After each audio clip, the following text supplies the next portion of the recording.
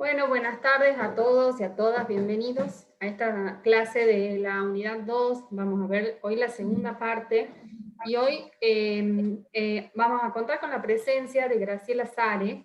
Ella es licenciada en Trabajo Social y se desempeñó durante 34 años en distintas áreas del Poder Ejecutivo y del sector privado, destacándose su función en el Patronato de Internos y Liberados desde el año 1990 hasta el 2001.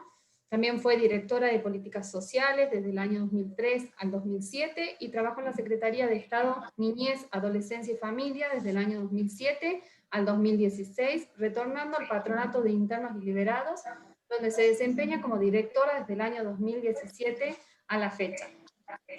La idea es escuchar a la licenciada, ella es la indicada para contarnos toda la problemática que tiene el Patronato Liberado y sobre todo cuáles son las tareas que cumplen. Este es un tema que está en la unidad 2, por eso hemos preferido que ella nos cuente porque es difícil, y ya lo dijo el doctor Marcelo el otro día, una cosa es lo que dice la ley y otra es la realidad y lo que pasa en el día a día, en el desempeño de su función. Entonces, aprovechemos que está ella, le hagamos las preguntas que crean necesarias, sáquense todas las dudas y veamos en qué se puede colaborar desde la cátedra con el Patronato de Internos y Liberados. Si después nos queda tiempo, vamos a ver los temas que nos quedaron pendientes de la unidad 2, si no, ya mañana grabo un video cortito, será media hora lo que nos falta ver, y lo subo al aula virtual, al video de los temas que faltan. Así que bueno, bienvenida Graciela y muchísimas gracias nuevamente.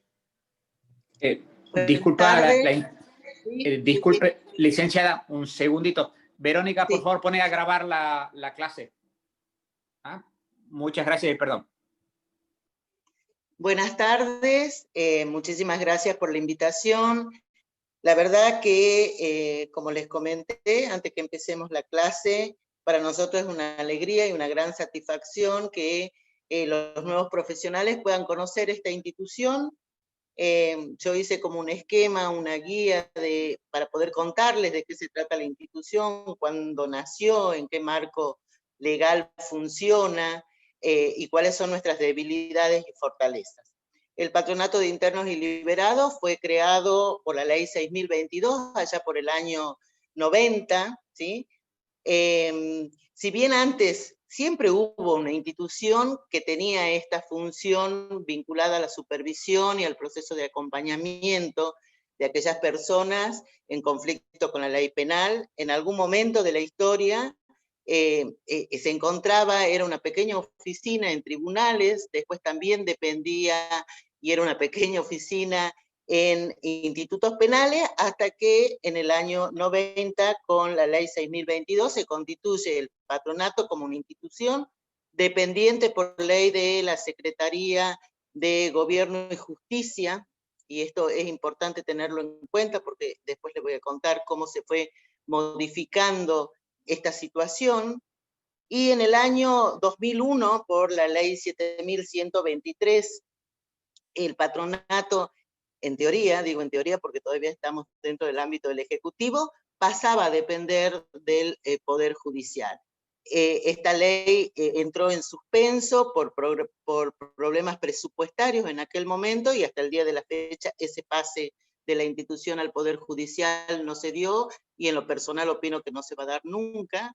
Y además de eso, en ese marco legal de creación de la ley dependiente de la Secretaría de Gobierno y Justicia, que no era menor la dependencia, entendiendo que este tipo de instituciones tiene como objetivo primordial, más allá de la promoción y la prevención del delito y el acompañamiento del proceso de readaptación de aquellas personas que cometieron un delito, también es una institución que se basa en garantizar derechos.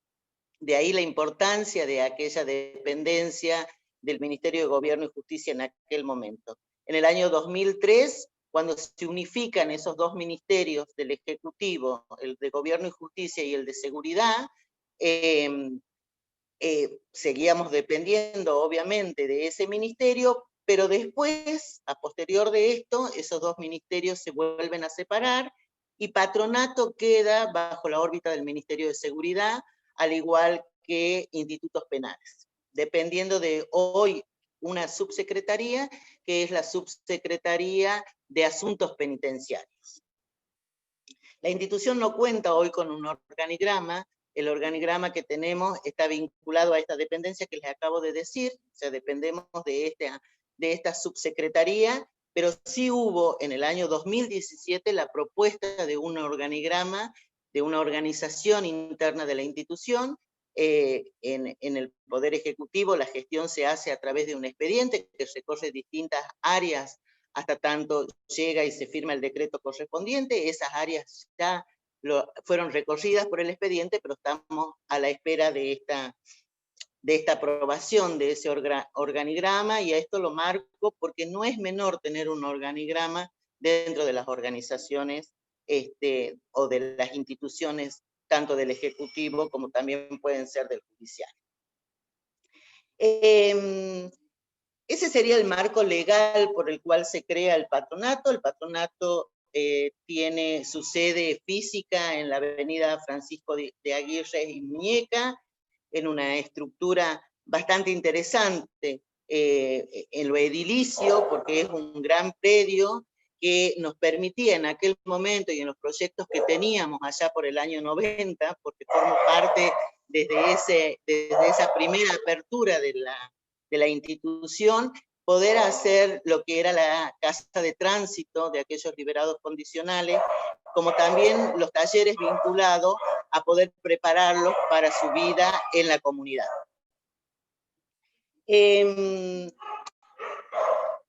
Si nosotros podemos analizar cuáles son las intervenciones que tiene el patronato, les diría que están muy vinculadas a la ley 24660, vinculadas al Código Penal también, en algunos de sus artículos. Los patronatos son instituciones que aparecen, digamos, en todo el marco legal de estas leyes que acabo de plantear, y también en aquellas que están vinculadas a la suspensión del juicio a prueba. La actividad del patronato a lo largo de la historia se fue modificando. Si nosotros pensamos que la institución se crea en el año 90, es anterior a la ley de ejecución penal, la 24660, y es también anterior a la suspensión del juicio a prueba. En aquella época, cuando se crea el patronato, prácticamente no existían los arrestos domiciliarios, no teníamos la suspensión del juicio a prueba, o sea que la tarea del patronato estaba muy vinculada a ese proceso que empezaba en institutos penales, ¿sí?, con los internos, y terminaba con la libertad condicional. Quiero plantear esto porque una de las debilidades que tiene hoy la institución es no tener una ley acorde a este nuevo contexto y a este proceso, en donde se fueron incorporando como otros objetivos para la institución. Nosotros hicimos ya y estamos trabajando con el Ministerio de Seguridad la propuesta de una nueva ley que pueda adecuarse, digamos, a las leyes actuales en vinculación a el patronato y a las funciones, misiones y las finalidades que tiene esta institución. En líneas generales, la institución tiene como misión ejercer por disposición judicial acciones que permitan la protección, la promoción y la supervisión de aquellas personas en conflicto con la ley penal. Nosotros ampliamos esto en esta misión, entendiendo que también tiene como un rol fundamental la institución en lo que implica la readaptación social a fin de ser una acción concreta vinculada a la prevención del delito. Nosotros entendemos que instituciones como esta pueden ayudar y mucho a lo que es la prevención del delito.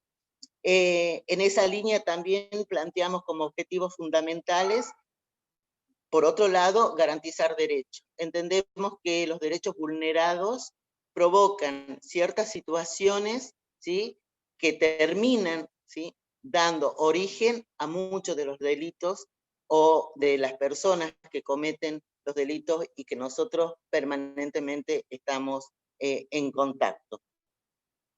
La institución tiene como un tratamiento, ¿sí? Inicial, que lo podemos dividir, por un lado, en una acción personalizada, porque entendemos que cada individuo tiene su historia, y esa historia está marcada por su contexto, por pautas culturales adquiridas desde niño, por su grupo familiar, por la comunidad en donde, en donde vive, y a partir de ahí nosotros hacemos un abordaje individual por un lado, la supervisión, que no es menor, este acompañamiento, entendiendo la supervisión no como control, y quiero marcar esto porque permanentemente nosotros se lo remarcamos al Poder Judicial. El patronato no es una institución de control, no es una institución que se pueda mirar como se mira a las fuerzas policiales, o se pueda mirar como se mira a la institución penal. El patronato es una institución que tiene un abordaje psicosocial en ese proceso de readaptación. Readaptación y cuya finalidad es acompañar. Y por eso nosotros siempre planteamos que está el derecho del individuo a querer aceptar o no ese acompañamiento y ese proceso. Por eso diferencio supervisión de control, porque el control me parece que está apuntado a otras cuestiones. La supervisión de nosotros viene acompañada un poco en trabajar esto del orden, ¿sí?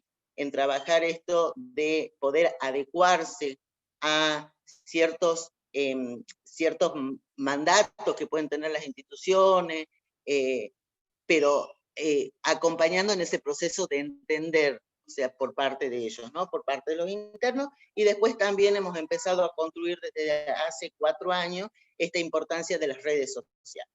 El patronato solo como institución es imposible que haga un trabajo de readaptación social si no tiene el apoyo de toda una comunidad, y en eso nos parecía que eran esenciales construir estas redes sociales, que no es un trabajo fácil, mucho menos en estos últimos tiempos, donde hay como un estigma muy marcado hacia aquellos que cometen delitos.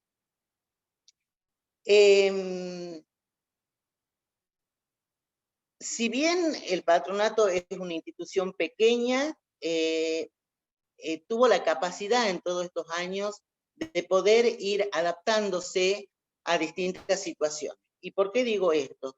Hoy el patronato tiene un equipo constituido y a partir de planteamientos que se hicieron de la falta de equipos interdisciplinarios en la institución, desde hace 2 años se incrementó mínimamente, pero para nosotros era esencial la cantidad de recursos humanos vinculados a profesionales, psicólogos, abogados y trabajadores sociales. Hoy contamos con 7 trabajadores sociales, 4 psicólogas, 2 abogados y una psicóloga social, porque viene de la mano de haber ido aumentando paulatinamente sus intervenciones.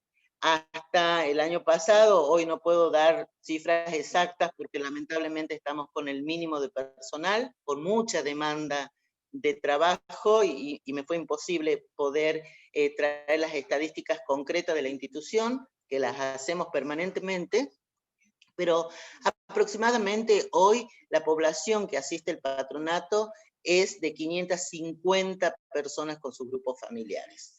Hubo un aumento significativo de arrestos domiciliarios y el patronato tiene una intervención no solo en causas provinciales, sino también nacionales y federales. Por lo cual tenemos arrestos domiciliarios con supervisión sin pulsera electrónica de federales, que entre federales, provinciales y nacionales los arrestos domiciliarios sin pulsera electrónica suman 70, ahí se hace una supervisión de acuerdo a la demanda del juez, que puede ser quincenal, semanal, mensual, eso lo determina el juez, y hay un acompañamiento del equipo técnico. Para que quede un poquito claro, porque acabo de mencionar pulseras electrónicas, quiero decirles que en el año 2016 la provincia firmó un convenio con Nación vinculada a la puesta en marcha del programa, ¿sí?, de pulseras electrónicas, que es un programa que estaba originalmente vinculado a poder garantizar, digamos, a aquellas personas que no podían, a aquellos penados que no podían estar en institutos penales, el arresto domiciliario. Y digo originariamente porque en ese proceso se fueron después aumentando el perfil de quienes podían contar con la pulsera electrónica, porque lo plantea la ley, se fue aumentando y hoy tenemos prisiones preventivas con pulseras electrónicas, liberados condicionales, libertades asistidas también con pulseras electrónicas y los penados. Originariamente se entregaron por convenio a la provincia 140 equipos de pulseras electrónicas, que hoy están totalmente usados esos 140, más 40 equipos que se enviaron hace un mes a la institución. En este momento, de ese número de equipos, están prácticamente usados el 90% de los equipos. Hay muchas prisiones domiciliarias, arrestos domiciliarios vinculados a prisiones preventivas. A mí me gustaría un poquito detenerme en el análisis de lo que es la pulsera electrónica y en la importancia que tienen este tipo de programas que están más vinculados a la readaptación social y a la resociabilización, ¿sí?, desde la garantía de derechos. Algo que me parece y que la práctica diaria lo vengo viendo y corre a apreciación personal lo que voy a decir, es entender que la persona que desea fugarse se fuga desde institutos penales, desde el domicilio, con pulsera electrónica, sin pulsera electrónica. Y esto es lo que por ahí cuesta mucho desde la mirada de los equipos psicosociales poder hacer entender a los jueces. La pulsera no garantiza la no fuga, la pulsera no garantiza la tranquilidad, digamos, de lo legal, de esa cobertura. Nosotros entendemos que un arresto domiciliario con pulsera va más allá de ese control electrónico, está vinculado a un trabajo permanente y continuo por parte de los equipos psicosociales, que son fundamentales, y donde nosotros podemos decir que da muy buen resultado. Digo, da muy buen resultado en lo que implica, por un lado, garantizar derechos, y en lo que implica la readaptación y la posibilidad de un trabajo menos, de un trabajo más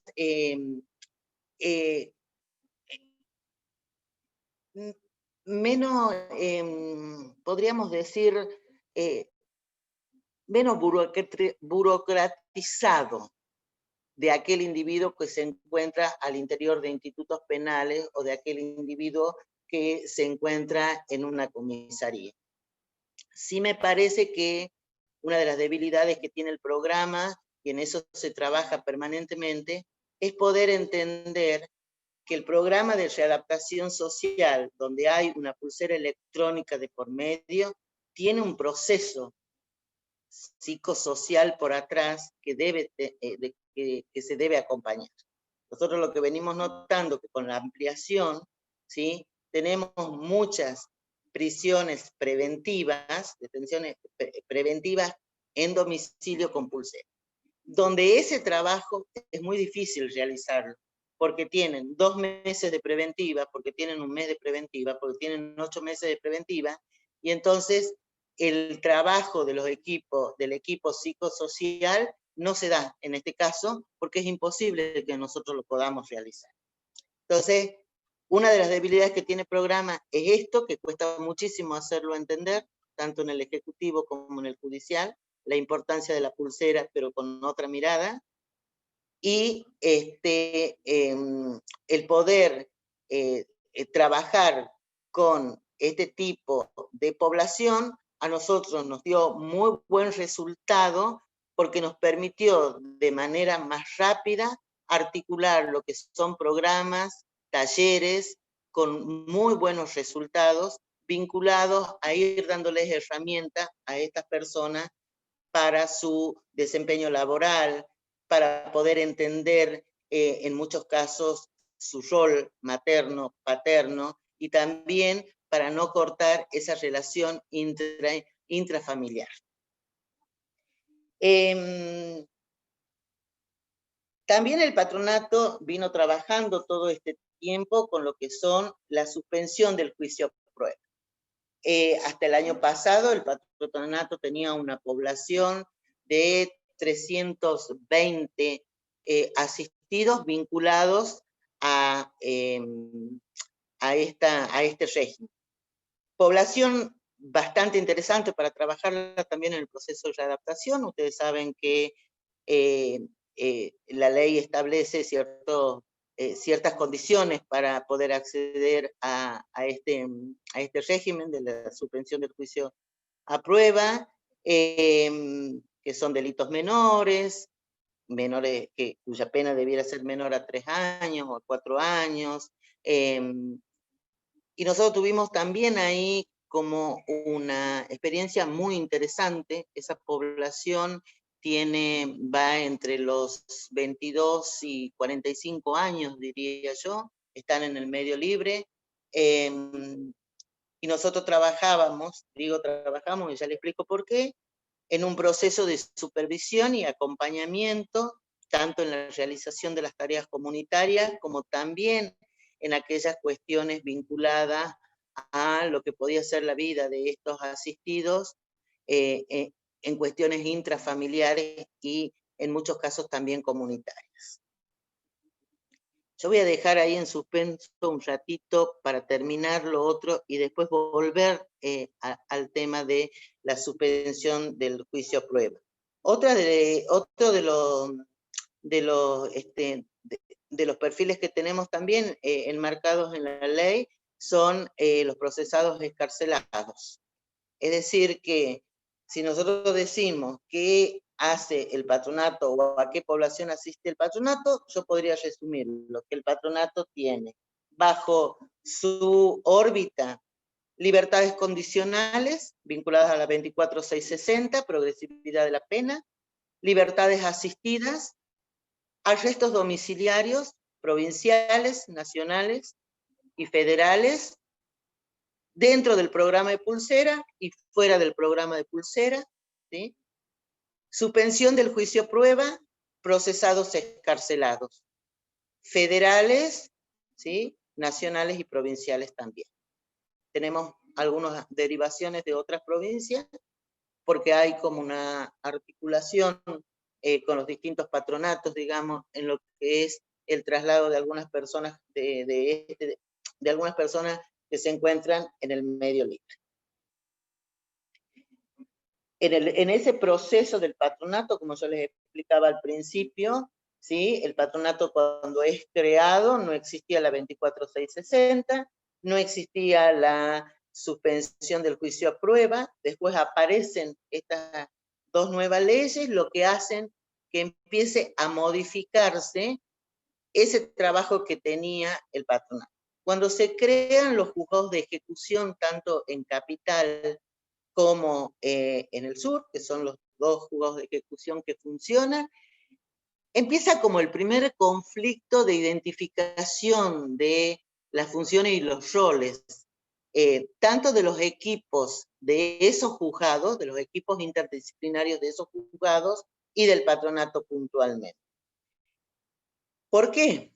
Porque en realidad lo que vino haciendo el patronato antes de que se ponga en vigencia la 24660 fue suplir lo que en principio tenían que hacer los equipos de los juzgados de ejecución, que era el poder brindar informes vinculados, y lo que nosotros conocemos como los informes de preegreso. Quiere decir, la intervención por parte de psicólogos y trabajadores sociales, dando un diagnóstico y pronóstico de aquella persona que se encontraba en condiciones de acceder a la libertad condicional o a la libertad asistida. Más el informe que reciben, esto ya es puntualmente, y estoy hablando de la ejecución, lo que es la progresividad de la pena. más el informe elaborado por los equipos de institutos penales. ¿Por qué digo que empieza el conflicto? No conflicto, sino que empieza a haber como esta cuestión de poder empezar a trabajar y a definir cuál era el rol de cada una de estas instituciones. Porque empezamos a notar que tanto el equipo del juzgado como el equipo de institutos penales y el equipo del patronato iban a la entrevista de aquella persona para poder elaborar los informes al requisito de los jueces de ejecución vinculados a la libertad condicional, a la libertad cívica. La primera intervención que tuvo el patronato para poder ir clarificando esta situación fue con el juzgado de ejecución del sur, con quien tuvimos como rápidamente un acuerdo, digamos, en poder definir los roles de cada institución, y en ese sentido se entendió que el patronato es aquella institución que acompaña el proceso de readaptación, que es totalmente independiente de lo que puede ser el informe o las pericias vinculadas a el otorgamiento de una libertad condicional o de una libertad asistida, que como lo establece la 24660, lo debe hacer el equipo de los juzgados de ejecución e institutos penales.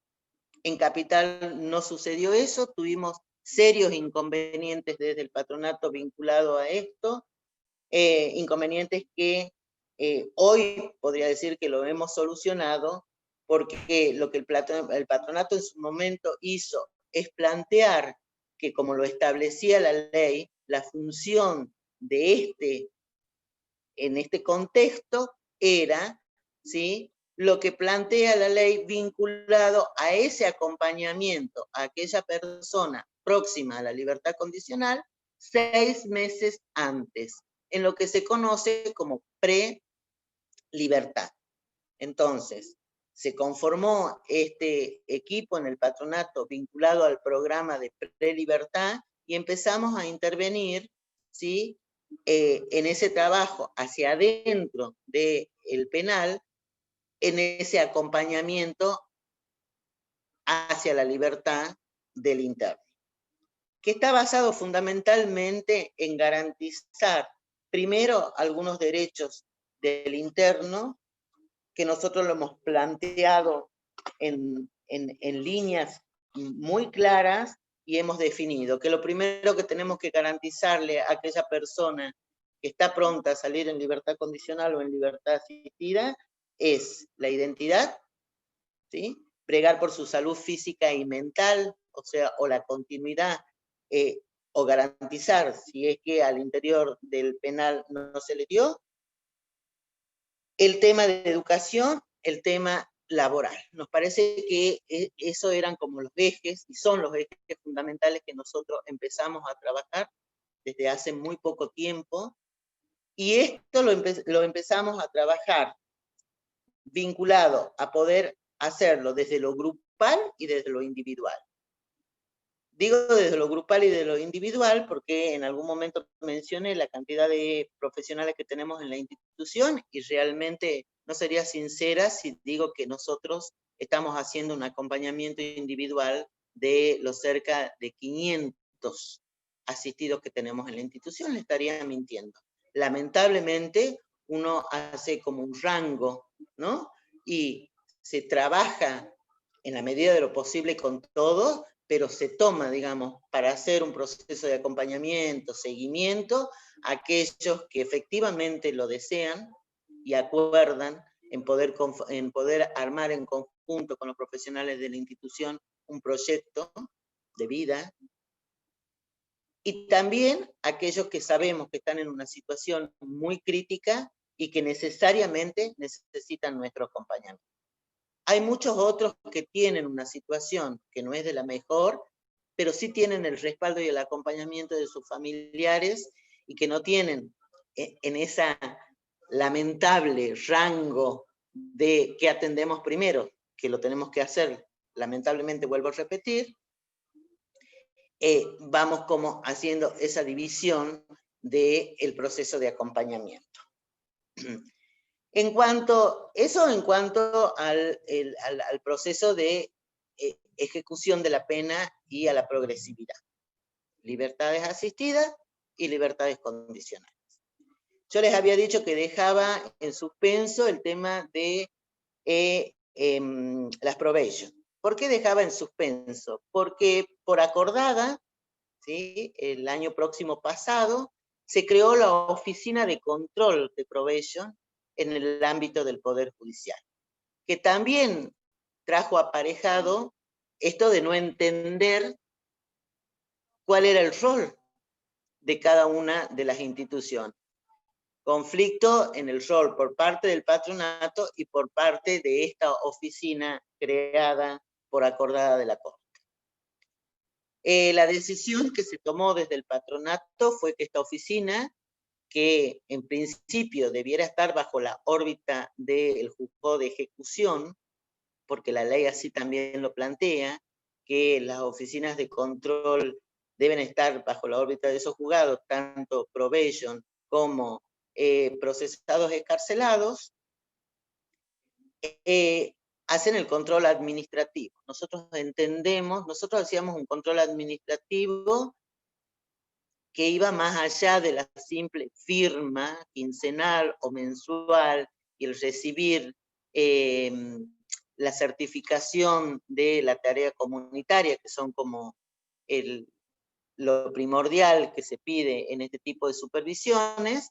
Hacíamos un proceso de acompañamiento e íbamos detectando algunas situaciones, tanto a nivel familiar como a nivel individual de los asistidos.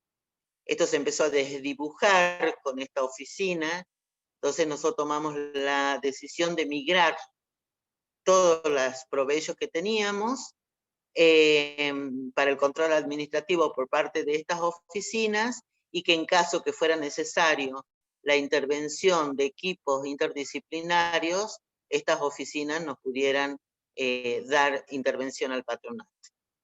Todavía seguimos en una cuestión no clara, porque seguimos teniendo muchos asistidos que van a demanda al patronato. No hemos terminado de migrar todos los asistidos que hasta la fecha teníamos, y además porque aún nos siguen pidiendo los jueces y aún nos siguen oficiando los jueces que seamos nosotros, porque es verdad que la ley así lo plantea, que estén bajo el cuidado de una institución o patronato, una institución, digo, independiente de lo que puede ser del ámbito de seguridad, ¿no? Eso en cuanto a probation. Los arrestos domiciliarios ya les expliqué. Si tuviera yo que plantear cuáles son las debilidades y las fortalezas de este tipo de instituciones, me parece que una de las fortalezas que tiene la institución es que un gran porcentaje y un importante porcentaje de quienes formamos parte de la institución, administrativos, equipos técnicos, tienen un compromiso con la tarea muy importante, porque solo desde el compromiso se puede sostener instituciones que lamentablemente no son jerarquizadas, porque creo que todo lo que es el trabajo social, que no son procesos cortos, que son procesos muy largos para poder ver resultados, tienen esta cuota de ser tan marginados como las personas que se atienden. Esto también lo digo desde lo personal. Pasé mucho tiempo también en el área de desarrollo social y viví estas situaciones donde no hay como no hay una valoración al trabajo cotidiano que hacen psicólogos y trabajadores sociales, que no es un trabajo menor. No hay una valoración de lo que implica ese proceso de acompañamiento, garantizando derechos, y en este sentido aún más cuesta poder hacer entender que como Estado estamos obligados, independiente, y poder abstraernos y poder ser objetivos en que una persona, más allá del delito que haya cometido, tiene que tener algunos derechos garantizados si queremos cambiar algunas cuestiones de nuestra sociedad. Si no hay objetividad en esto, es muy difícil para los que trabajamos con estas personas acompañar ese proceso. ¿Y por qué digo esto? Porque muchas veces nos costó muchísimo la articulación. Ahora, en este último tiempo, ha mejorado mucho la articulación con lo que eran las áreas de salud, la articulación con lo que eran las áreas de desarrollo social, porque es verdad que tenemos una cultura, y ahí sí me parece que el cuestionamiento es para todos, ¿no? Como ciudadanos.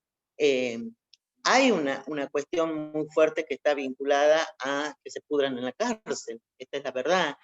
Y eso no solo lo lleva a ese pensamiento el ciudadano común, y el ciudadano común que trabaja en las instituciones, muchos de ellos piensan igual, y desde la institución pierden la objetividad de la intervención y lo hacen desde la subjetividad, y desde esa subjetividad muchas veces tuvimos que escuchar, y esto ya lo cuento como anécdota personal, porque fui trabajadora social mucho tiempo en el patronato antes de ser directora, esto de solo a vos se te ocurre estar todo el tiempo molestando por ese hijo de su madre que debería pudrirse en la cárcel, ya veo si te consigo un turno, ¿qué habrá hecho con el documento? Y nosotros, después de lo que ha hecho, le tenemos que conseguir un documento. Digo, hay como una cuestión de tener que trabajar más fuerte esto en lo comunitario y en lo institucional, para que se haga real la letra de la ley. Yo en algún momento planteo que si fuera tan fácil todo como lo plantean las leyes, no habría reincidencia, no tendríamos ni siquiera una 24/660, ¿no? Por eso me parece que el gran desafío es poder trabajar estas cuestiones. Cuestiones que hoy al patronato lo tienen acorralado, digo. ¿Por qué nos tienen acorralado? Porque hoy no te podemos salir con estos objetivos que nosotros teníamos, por ejemplo, vinculados a que ellos puedan acceder a un trabajo digno. No podemos ir a sentarnos con un empresario, nos cierran la puerta. No podemos ir a trabajar en la comunidad, nos matan en la comunidad. Sí hemos pensado nosotros como proyecto, y que lamentablemente ahora lo tenemos un poco estancado por toda esta situación, es empezar a trabajar con los medios de comunicación, porque nos parece que es fundamental, ¿sí?, poder ir cambiando y poder ir teniendo otra mirada más objetiva, menos subjetiva, y con esto no quiero decir que entienda yo el dolor de aquella persona, ¿sí?, que tuvo que vivir una situación, sea cual fuera, ¿sí?, de robo, de muerte, de homicidio, de violación. Yo lo entiendo perfectamente eso, como me parece que puede entender cualquier ser humano, pero lo que nosotros no podemos perder es la claridad de que no podemos trabajar desde la subjetividad, ¿sí?, que tenemos que poder trabajar desde otra mirada para poder cambiar la historia. Me parece que es interesante y felicito a los que pudieron abrir estos espacios, porque el trabajo interdisciplinario, el que los profesionales de los futuros abogados puedan también tener la escucha de otros profesionales, de otras ramas, como los psicólogos, los trabajadores sociales, los psicólogos sociales, es sumamente importante. Muchos de los que hoy están escuchando la charla, seguramente serán los futuros jueces o aquellos que ocupen lugares importantes de decisión en el Poder Judicial. Y la experiencia de estos años también me hizo ver a mí que hay poca escucha a otras disciplinas, en algunos casos. En otros casos la apertura y el entendimiento es para celebrarlo con muy buenos resultados, con muy buenos resultados. Entonces me parece que el gran desafío que tenemos es poder sentarnos y poder hacer el análisis desde las distintas miradas, desde las distintas intervenciones, porque ahí es donde se realza, digamos, todo el trabajo y se ven concretamente los frutos de la tarea. Por ahí me fui por la rama, yo me apasiono mucho con lo que es el compromiso, porque me parece que el desafío es muy grande, muy grande, que no es un tema menor el garantizar derechos, que la experiencia de 35 años de haber trabajado no solo en el patronato, sino como funcionaria de la Secretaría de Estado de Niñez, Adolescencia y Familia, uno se da cuenta que son las mismas familias, que son los mismos niños que no tuvieron contención ni familiar, ni comunitaria, ni del Estado, los que atravesaron, ¿sí?, hasta llegar a institutos penales. Esto puede sonar como muy repetitivo, lo deben haber escuchado en muchas otras charlas, pero no solo hay ausencia de Estado, hay ausencia de compromiso social frente a algunas situaciones. No es solamente que el Estado miró para otro lado, los ciudadanos miraron para otro lado, el barrio miró para otro lado, el vecino miró para otro lado, los estudiantes miramos para otro lado. Entonces, me parece que ese es el gran desafío, o sea, cómo empezamos a trabajar otras cuestiones, ¿sí?, que van más allá del Estado propiamente dicho.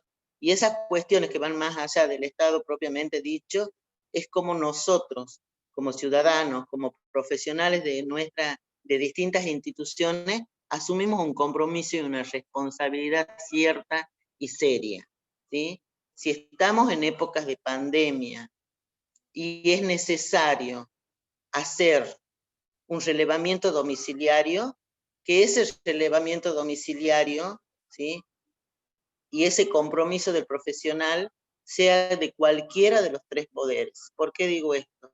Porque se nos presentan ahora casos donde nos piden relevamientos para otorgar un arresto domiciliario porque nadie lo quiere hacer. Esta es la verdad. Nadie lo quiere hacer el relevamiento y entonces te dice que vayan los profesionales del Patronato de Internos y Liberados, donde nos intiman a 4 días, a 3 días, en 48 horas, y son instituciones devastadas, porque aparte no están puestas en la agenda, y digo, también hay como una gran deuda de los tres poderes, de poner en agenda esta problemática. Digo, en una agenda cierta de cómo construimos estas nuevas instituciones, qué queremos que hagan estas instituciones, ¿sí?, y a partir de ahí dar los recursos necesarios para que la tarea de cada una de estas instituciones sea real. Digo, sea real en el sentido de que es una obligación de los tres poderes. Yo voy a hablar de los tres poderes porque me parece que hay como una deuda en los tres poderes. Miren, hace 2 años, a requerimiento de legisladores del Poder Legislativo, elevé un informe del Patronato de Internos y Liberados, donde respondía a ese informe, el requerimiento de estos legisladores, de más de 20 preguntas vinculadas al patronato. La verdad que mi ilusión era que se pueda leer ese informe, que se pueda entender la tarea del patronato. Tengo que decirles que al día de la fecha, nunca nadie llamó al patronato para decir necesito ampliación de tal o cual cosa, qué es lo que está pasando con este marco legal, con estas leyes que no se han cumplido. Hasta el día de hoy nunca pasó. Tengo que decirles que si bien hubo una intención de fortalecer la institución, ese fortalecimiento fue con el mínimo de recursos humanos. Y hay mucho recurso humano también en la institución, que fue mandado a la institución porque no había dónde mandarlo y entonces dijeron, lo mandemos al patronato. La verdad que he atravesado la administración durante muchísimos años y todo esto que estoy planteando lo planteo desde mi profesión y a título personal. A mí me parece que es fundamental, y acá antes de empezar la clase decían en qué se puede colaborar. Y la verdad que me parece que la mejor colaboración es poner en agenda no solo al patronato, ¿no? Sino poner en agenda qué queremos hacer para construir una sociedad distinta. ¿Qué queremos hacer y qué pensamos cuando hablamos de prevención del delito? ¿Sí? La prevención del delito difícilmente la hagamos desde más policías, desde más leyes. Seguramente la prevención del delito la vamos a hacer si construimos más identidad, si construimos mayor posibilidad de acceder a derechos, ¿sí? Y si podemos dar oportunidades. Nosotros tenemos un índice muy bajo de reincidencia. Nunca nadie nos preguntó, digamos, los índices de reincidencia de las personas que pasaron por patronato, que no es un tema menor. Así que bueno, eso en líneas generales. Me encantaría que me empiecen a hacer preguntas. Por ahí fue medio desordenada la charla, uno ya no está como los que formamos parte de cierta edad, nos cuesta muchísimo esto de las redes, nos interesa más el cara a cara, pero bueno, son las nuevas formas.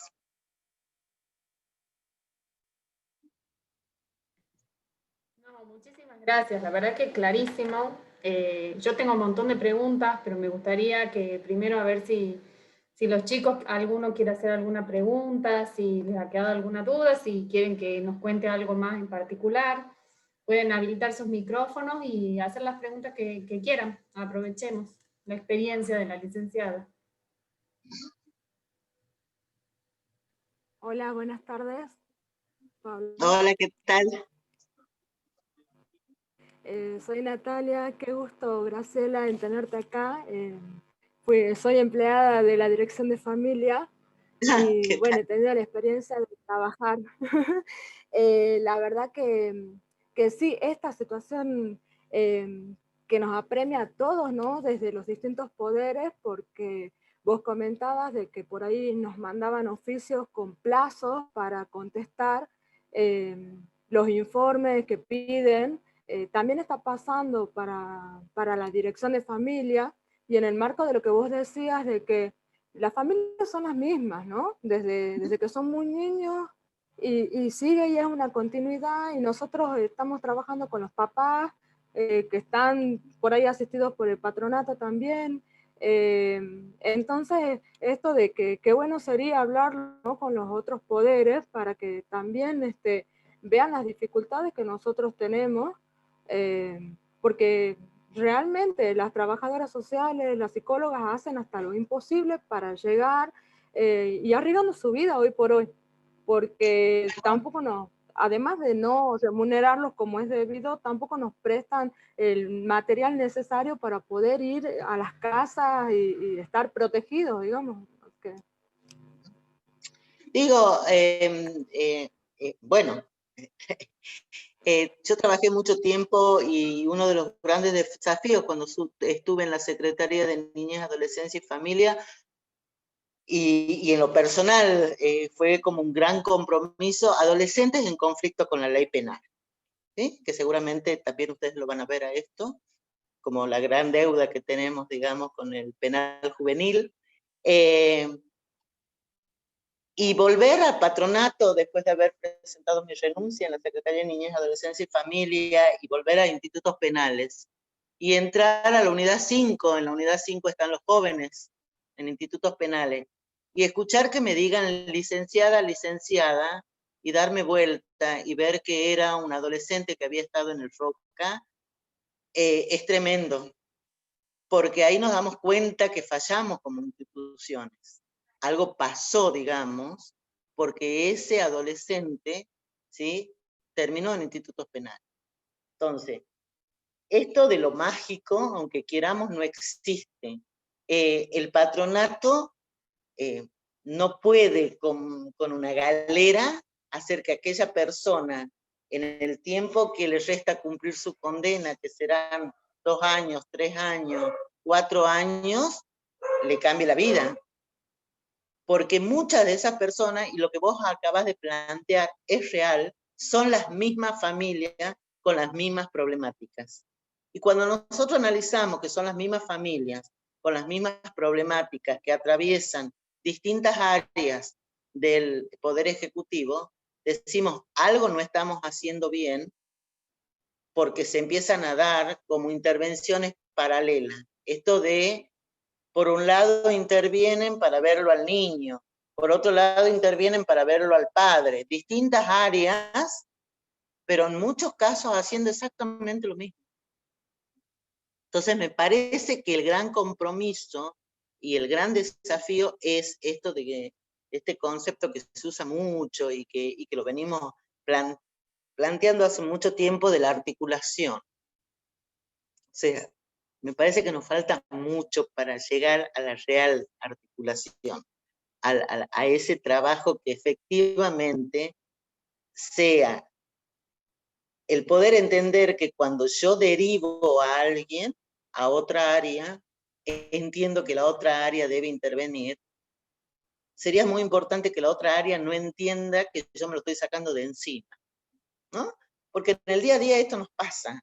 Cuando alguien nos deriva algo, lo tomamos como papa caliente y lo primero que hacemos es acusar al otro, porque en realidad el derivar no es desentender la intervención, es derivar y poder continuar en esa articulación con ese proceso.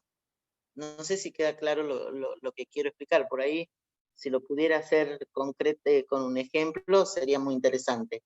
Vi una pregunta recién que estaba vinculada si alguien en el patronato de libertades condicionales es obligado a trabajar. Digo, quisiera ver si, me cuesta mucho esto de las redes, hay una pregunta ahí, que la leí cuando empezó a hablar. Sí, dice Jorge, pregunta si durante la libertad condicional es obligación del liberado trabajar. Bueno, mirá, Jorge, en realidad las reglas de conducta plantean como obligación, yo te voy a decir, una de las reglas de conducta que se plantean en las libertades condicionales, en las probation, en algunos arrestos domiciliarios, en procesos excarcelados, dice, no ingerir bebidas alcohólicas, no cometer nuevos delitos. Digo, un poco de lo que venía yo planteando, esto de obligado. Imagínate que en una libertad condicional plantear obligado a trabajar, y por más que lo obliguen, difícilmente pueda trabajar. Difícilmente pueda trabajar. Hay muchos que no están vinculados a conflictos con la ley penal y no pueden trabajar porque no consiguen trabajo. Así que calcula vos. En realidad lo que nosotros tratamos de garantizar el derecho a trabajar, que es totalmente distinto. ¿Por qué garantizar el derecho a trabajar? Porque le tenemos que dar herramientas para que pueda incluirse en el ámbito del trabajo. ¿Qué herramienta le damos? Primero, levantar su autoestima.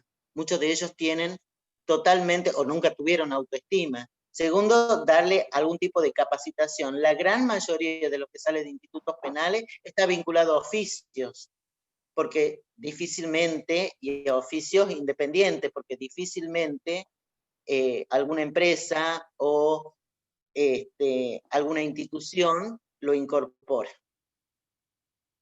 No sé si querés agregar algo, Jorge, o te quedó alguna duda.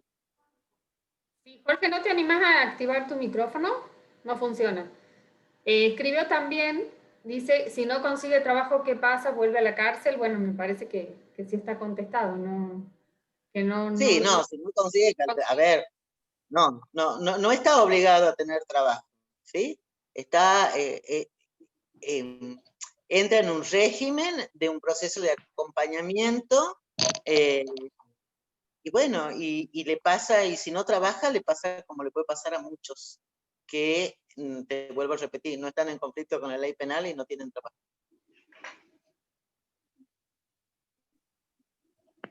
Muchas gracias. ¿Alguna otra pregunta? Sí, ¿me escuchan? Sí, perfecto. Adriana es mi nombre. Adriana. Bueno, buenas tardes, perdón, es que recién hoy estuve incursionando en este tema y bueno, la cámara no sé, no puedo prenderla porque está oscura, así que bueno. No, nada, quería decirle a la licenciada, muy buena su exposición, son temas que la verdad como sociedad nos traspasan, y esto justamente que decía el compañero, y si no quiere trabajar se lo obliga, pero también creo que tiene que ver con esto que dice la doctora, que esto es una cuestión que viene desde mucho antes, desde que es un niño, en el núcleo duro ese, ¿no es cierto?, de las personas que están privadas de libertad, no comienza cuando ingresa al servicio penitenciario. Tal vez ni siquiera haya sido su primer delito, entonces es muy difícil que pueda trabajar o que pueda reinsertarse si antes, desde mucho antes, digamos, no lo ha tenido. No ha tenido el apoyo ni de la sociedad ni de la familia. ¿Cómo influye eso? Y me parece que hay que trabajar también desde el antes, ¿no? De todos esos niños que Totalmente de son acuerdo. institucionalizados desde muy pequeños, sacados de su casa tal vez, en muchos casos, por una situación de violencia, pero que al final la situación de violencia sigue dentro de la institución, ¿no? De diversas maneras, digamos. Totalmente. Y ahí la verdad que me das pie para decirles algo. Mira, nosotros, yo retorno al patronato y estuve como trabajadora social, digamos, durante 8 meses, cuando vuelvo al patronato, y después de esos 8 meses se jubila la directora y ahí me nombran, que fue una sorpresa para mí, tengo que decirlo, me nombran directora del patronato. Nosotros intentamos, digamos, con el equipo dar vuelta a la historia del patronato, un patronato que se entiende, digamos, en el contexto que estaba, tenía como una misión muy administrativa, ¿no? Era todo como muy automático lo que se hacía. Yo intenté dar vuelta y lo estamos consiguiendo a todo esto. Nosotros empezamos con experiencia de talleres, no solo para los asistidos, sino para su grupo familiar. Quiero decirles que a mí me impactó muchísimo un taller que estuvo vinculado a violencia, donde invitamos a muchos asistidos, que podían ir ellos, o sus hijas, o sus esposas, o sus compañeras, o sus parejas. Y ese taller me pegó mucho. Yo después puedo enviarles, si quieren, las fotos y demás de esos talleres, porque fueron muchos hombres a esos talleres.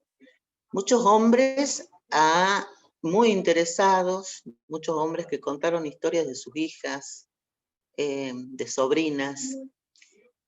Y esta es otra cuestión, me parece que también es muy interesante. Y por eso yo planteaba esto del tratamiento individual y de la importancia de los grupos familiares. Porque pareciera ser que aquel que es pobre, ¿no? No tiene derecho a un tratamiento psicológico, no tiene derecho a que su hijo, digamos, pueda tener las posibilidades de recreación. Y muchos de los que muchos de los victimarios son víctimas. Y con esto no estoy defendiendo, estoy tratando de que tengamos una mirada objetiva del problema. Porque es cuando yo planteo que tenemos que hacer prevención. Nosotros este año, y que lamentablemente no hemos podido hacer, teníamos proyectado talleres vinculados al rol de padre y de madre, porque nunca pudieron, muchos de ellos nunca pudieron ejercer el rol de padre y madre. Y también teníamos proyectados muchos talleres vinculados a niños y adolescentes, porque la verdadera prevención la vamos a hacer tratando de mostrar que es posible otra forma de vida de esos niños y adolescentes. Muchos de esos niños, la gran mayoría, dicen: mi papá está trabajando, y su papá está trabajando en institutos penales. Tampoco hay una mirada de esa población, ¿no? De esos niños y esos adolescentes, en esto que recién decía, que decía, no recuerdo el nombre, que trabajaba en la dirección de niñez. Falta totalmente también ese acompañamiento. ¿Qué hacemos con los hijos de aquellas personas que cometieron delitos? ¿Cómo trabajamos con ese grupo, ¿no? Porque esos son los adolescentes del futuro, son los adultos del futuro. Si nosotros no le damos las posibilidades y no le damos herramientas y no le mostramos que puede existir otra forma y otro proyecto de vida, seguramente van a seguir el camino de su padre.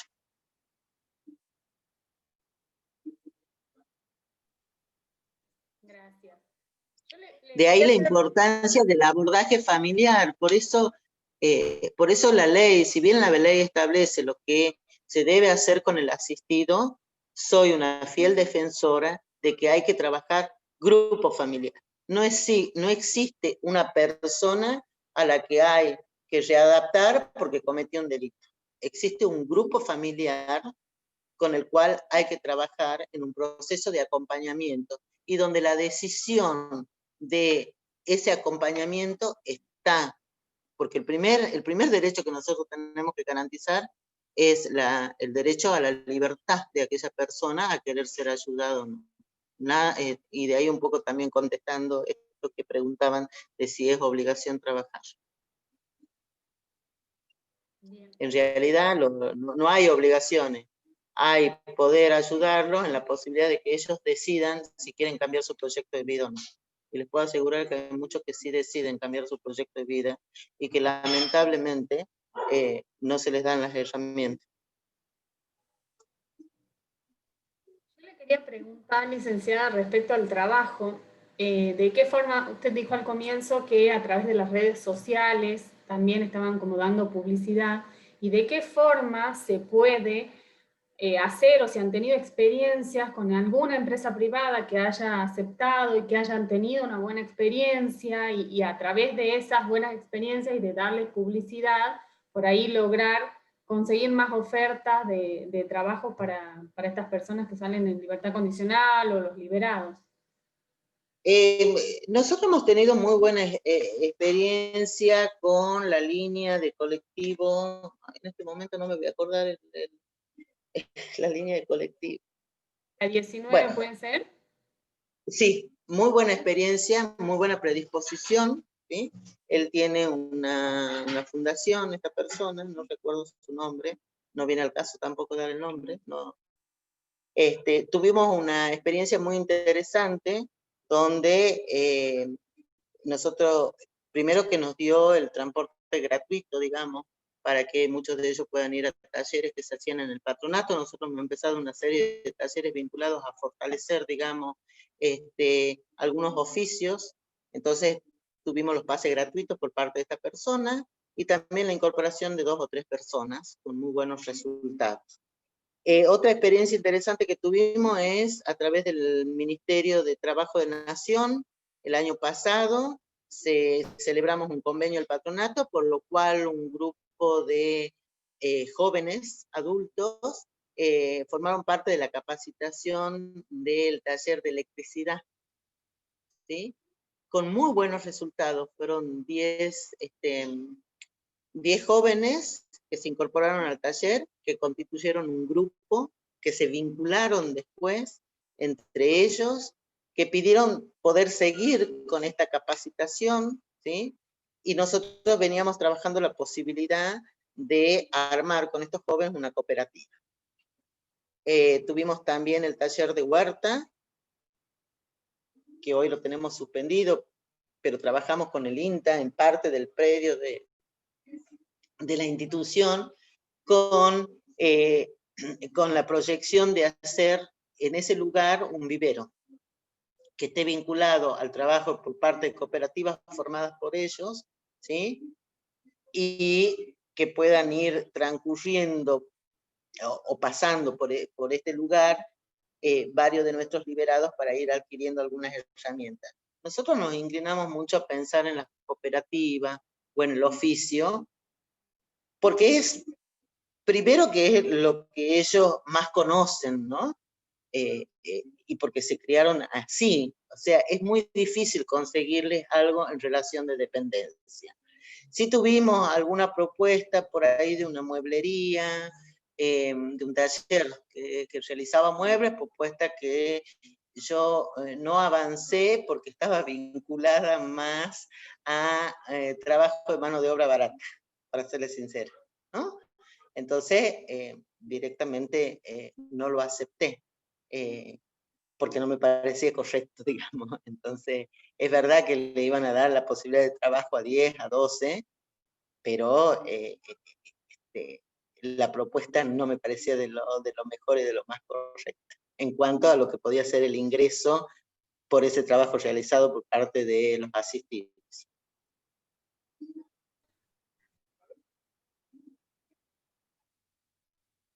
Hola, buenas tardes. ¿Cómo está, Graciela? Hola, ¿cómo te va, Lourdes? Bien, la verdad que yo de mi parte, bueno, tengo una pregunta y también te quiero felicitar, digamos, porque sé, digamos, de todo el cambio de paradigma que viene habiendo y sé de tus luchas adentro del patronato y de la dirección de familia.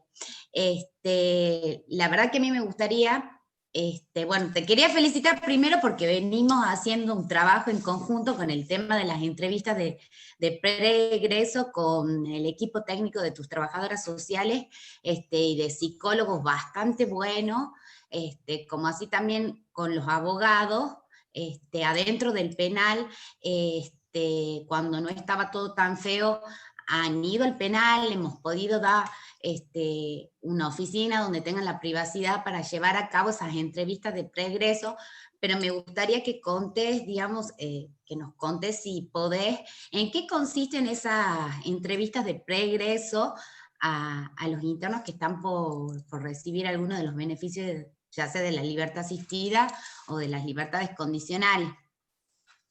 Ahí hay que diferenciar lo que es preegreso de lo que es el programa de prelibertad. El preegreso está vinculado a la salida en libertad condicional o libertad asistida, entendiendo que quienes pueden evaluar, ¿sí?, que esa persona está en condiciones de una libertad condicional o una libertad asistida, es el equipo de institutos penales y el equipo de ejecución, ¿sí?, del juzgado de ejecución. El equipo del patronato, y ahora con un ejemplo concreto, y agradezco la pregunta, el equipo del patronato yo vine resistiendo a dejar de hacer los informes preegreso, porque entiendo que la función del patronato, como lo plantea la ley, tiene como misión el acompañamiento en el proceso, ¿sí?, desde su salida de encierro al medio libre de la persona que accede a la libertad condicional o a la libertad asistida, que va más allá del cumplimiento de la pena, porque la ley establece que hasta 8 meses a posterior de cumplida su condena, puede recurrir al patronato, ¿sí?, si necesitare algún tipo de apoyo esta persona o su grupo familiar. ¿Por qué cuando aparece el equipo del juzgado de ejecución y cuando se empieza a trabajar el cumplimiento efectivo de la 24660, y sé que Lourdes lo pregunta porque yo hice una presentación a la Corte vinculada a los pedidos del doctor Guyot, en la negación por parte del patronato a realizar los informes preegreso, porque entendemos que había como una contradicción por parte de la función del patronato y que terminaba el patronato atacando indirectamente su función al realizar un informe de preegreso, o sea, un informe que diagnostica y pronostica, ¿sí?, favorable o desfavorablemente la salida de una persona al medio libre. Lo voy a plantear con un ejemplo que me parece que va a haber más claridad. Yo, Graciela Sare, próxima a salir en libertad condicional, viene a entrevistarme a alguien del patronato, yo me abro a esa psicóloga y a ese trabajador social del patronato, le cuento qué siento, qué no siento, qué es lo que tengo proyectado, qué es lo que no tengo proyectado, ¿sí? Y después voy a una audiencia en la que es convocado el patronato, convocado el juzgado de ejecución con su equipo técnico, convocado institutos penales con el Instituto de Clasificación y también con el profesional que dio opinión acerca de la factibilidad o no de la salida de esa persona, y de pronto el juez dice, bueno, porque el patronato opina que no están dadas las condiciones para que salga. Y entonces yo, interna, yo Graciela Sare, le digo a aquella profesional que me viene a decir la importancia del acompañamiento, del proceso, de la readaptación. Usted me viene a plantear a mí la importancia, si lo primero que hizo fue ir a decirle al juez que yo no estoy en condiciones de salir, rompo ese vínculo importantísimo que tiene el patronato en el proceso del acompañamiento para la readaptación social.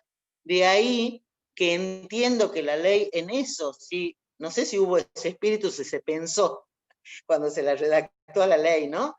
Pero desde mi opinión, el patronato no puede ser juez y parte. O acompaña un proceso, ¿sí? O determina con la pericia si una persona está en condiciones de salir o no. Me parece que son dos cosas distintas. Distinto es el informe de prelibertad que sí debe hacer el patronato. ¿Qué quiere decir el informe de prelibertad? Yo vine acompañando a esta persona, yo pude tener vinculación con su familia, viene ella adaptándose o no a ciertas cuestiones que venimos trabajando, porque es un trabajo conjunto del interno con el profesional, viene adaptándose a estas cuestiones, no viene adaptándose a estas cuestiones, hemos logrado garantizar, es totalmente distinto el tipo de informe, porque lo que yo le cuento al juez es el proceso, ¿sí? En esos 6 meses que va llevando la persona para su salida, que no es lo mismo diagnosticar y pronosticar, ¿sí? Que va a ser favorable o no su salida al medio libre. No sé si se entiende.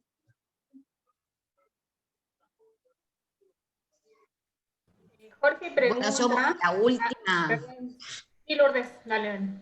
Yo una última pregunta, porque en un momento había o sea, no sé si había muy pocas pulseras para la cantidad, digamos, de internos para cumplirlo, para poder cumplimentar, digamos, los oficios de libertades condicionales que eran concedidas. Si nos podés contar un poco del tema de bueno, un poco al principio hay muchas que han roto, digamos.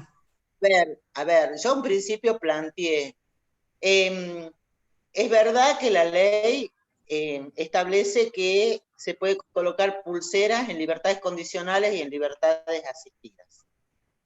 Cuando se firmó el convenio Provincia-Nación, las pulseras no estaban orientadas a libertades condicionales, a libertades asistidas. Las pulseras estaban orientadas a arrestos domiciliarios.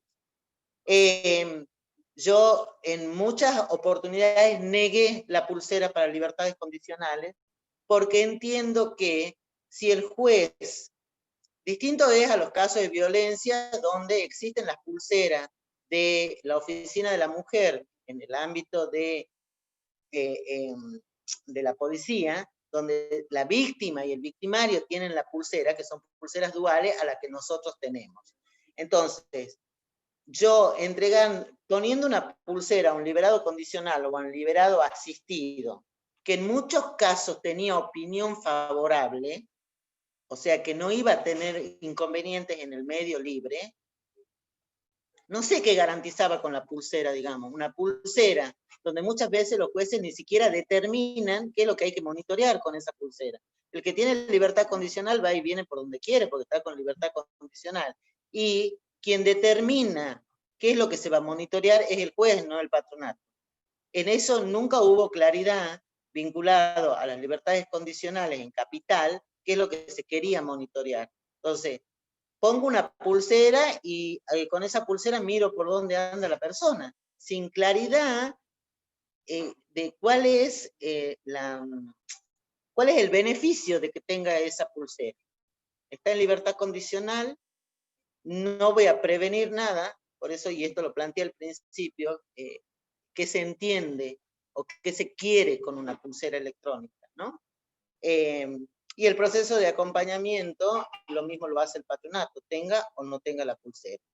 Muchas veces pasó que se pedía que se ponga pulsera a libertades condicionales por esto que les contaba yo. Informe de institutos penales, informe del juzgado de ejecución, informe del patronato. Unos decían que sí salga, otros decían que no salga, y entonces en ese equilibrio, bueno, no, mejor que sí salga, los dejo a todos contentos, sale, pero con pulsera. Digo, esa es por lo menos la percepción que yo tenía, ¿no?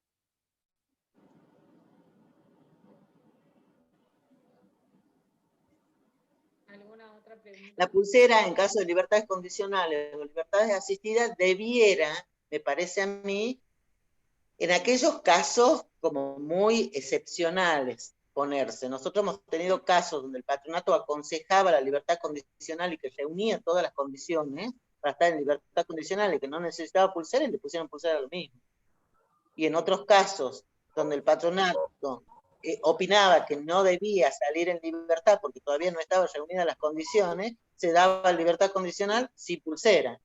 Digo, es también como difícil esto, y por eso en algún momento planteaba la importancia de la escucha a la opinión técnica. Escucha que muchas veces no está. En otras tengo que celebrar la apertura que tienen muchos jueces a la escucha y al poder entender lo que uno trata de decirle en los informes, ¿no? Hola, Graciela. Mi nombre es Pablo, soy del servicio penitenciario. ¿Cómo te va? Bien, bien. Felicitaciones por la exposición, muy clara. Sé que hacen un montón de cosas con muy pocos recursos, pero bueno, hay algunas cuestiones que me gustaría tratar de llevar a la fila porque me cuestan entenderlas. La ley de ejecución, la 24660, en el artículo 54b dice claramente que el patronato tendrá que hacerse presente en el penal y asistir al interno que esté a 6 meses del egreso. Sí. ¿Sí? Yo me imagino libertad condicional, me imagino libertad asistida, me imagino quizá lo de cumplimiento completo ya no, porque se van ahí, haga lo que haga, se van igual. O sea que ya descarto una gran masa de personas que van a salir, haga o no haga algo yo, entonces ya están listos, ya están en la gatera, como dicen, listos para salir. Ahora, ¿cómo hago yo para controlar que en este momento 500 personas esté donde dice que van a estar haciendo lo que dice que van a hacer? Con los pocos recursos humanos y la poca logística que tiene el patronato. No sé si me entiende. Lo que pasa, perdóname, lo que pasa es que la 24660, y en esto también nos tenemos que sincerar, no se venía aplicando hasta hace 2 años atrás. Porque cuando la 24660 para mí es el protocolo, digamos, ¿no? No hay como que, no necesitan ni reglamentarla, es tan clara.